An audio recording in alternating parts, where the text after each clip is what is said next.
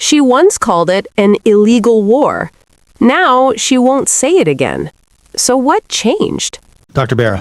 Thank you, Mr. Chairman. Director Gabbard, we've known each other for a long time. We were both elected to Congress in 2012 and served together for a while. I may not have always agreed with your positions, but I respected the consistency of some of your positions.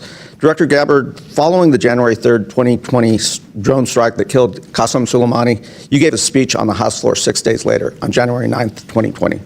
In this speech, that is currently in the congressional record and available for anyone to view, you stated, quote, President Trump has committed an illegal and unconstitutional act of war, pushing our nation headlong into a war with Iran without any authorization from Congress. A war that would be so costly and devastating, it would make our wars in Iraq and Afghanistan look like a picnic. On February 28, 2026, the Trump administration, under which you are the president's principal intelligence advisor, launched an illegal and unconstitutional act of war, pushing our nation headlong into a war with Iran without any authorization from Congress. This war has already been costly and devastating. 13 American service members have lost their lives, including Chief Warrant Officer Robert Marsden from my home of Sacramento, California. And approximately 200 service members have been wounded. The Pentagon reported that the first 6 days of Operation Epic Fury cost $11.3 billion. That averages almost $2 billion per day. That was the first 6 days, and now we're in the 19th day of this war. That's ballooned into a regional conflict, putting the lives of Americans and our allies throughout the Middle East in danger. Director Gabbard, do you still believe that strikes against Iran that don't have congressional authorization constitute an illegal and unconstitutional act of war? Congressman, thank you for the question. The cost of war weighs very heavily upon me and my colleagues here, especially for those of us who have experienced and seen the cost of war firsthand. Okay. My own personal and political views, as I mentioned earlier, I was asked and required by Congress and by the President in this role as the Director of National Intelligence to check those views at the door to ensure that the intelligence assessments are not colored by my personal views. Director and that's Gabbard, exactly what I am responsible to deliver. Do you still believe that war with Iran would be so costly and devastating that it would make our wars in Iraq and Afghanistan look like a picnic? Once again, in this role, it is essential that I do not allow any of my personal views on any issues to color or bias the intelligence reporting that we deliver to you and to the President.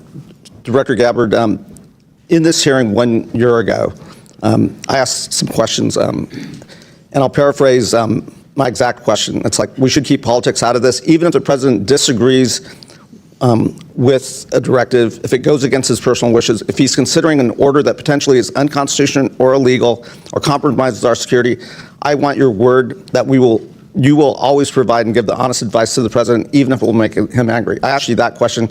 I'm going to read your answer. And to your specific question, the answer is yes. I will inform the President of that accurate, timely, unbiased intelligence reporting, whether it is something that agrees with an assumption or a view or an objective or not. That's my responsibility to him and to the American people.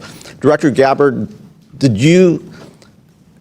there is no imminent threat of nuclear breakout. Did you deliver that assessment to the President? I have delivered the intelligence community's assessments to the President.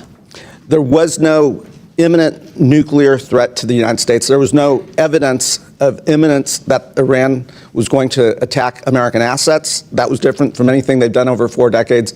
That was going to attack our homeland. There was no imminent threat. Imminent is defined in the dictionary as something that is about to happen. Not something that's been happening for 4 decades, not something that is going to happen 3 months from now, not something that's going to happen a year from now. Imminent said this is about to happen. Did you deliver that assessment to the President? I delivered the intelligence community's objective analysis of the threats, the severity of those threats, and the scope, along with assessments of the different scenarios and contexts that exist within the Middle East. The President owes it to the American people to go on television, to explain to the American people, to the service members who have died in action serving our country, why we are at war with Iran. He needs to go on television and explain that directly to the American people, what the imminent threat was. This hearing just exposed something deeper than politics.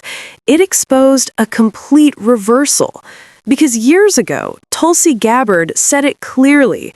Striking Iran without Congress is illegal, unconstitutional, and could lead to a devastating war. Her words, not speculation. Fast forward to today, same scenario, same country, same kind of military action. But now, silence. No direct answer, no clear stance, just deflection. And that's where the tension in this hearing exploded. A lawmaker laid it out point blank. No congressional authorization, American troops already dead, billions of dollars spent, a conflict that's growing by the day. And then came the key question. Do you still believe this is illegal? And instead of answering, she stepped back into her role, saying her personal views don't matter anymore. But here's the problem. When decisions about war are being made, those personal views used to be called principles.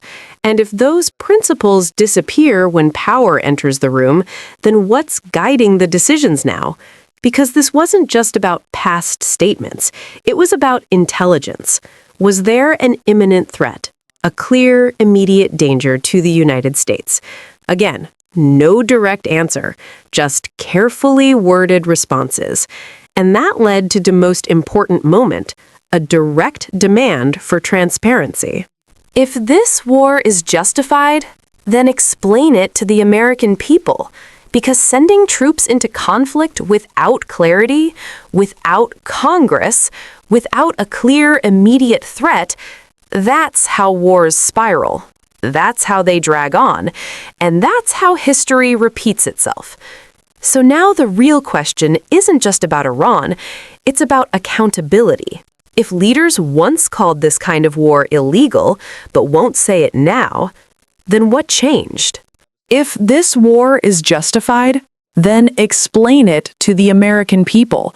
Because sending troops into conflict without clarity, without Congress, without a clear, immediate threat, that's how wars spiral. That's how they drag on. And that's how history repeats itself. So now the real question isn't just about Iran, it's about accountability. If leaders once called this kind of war illegal but won't say it now, then what changed? The facts or the politics?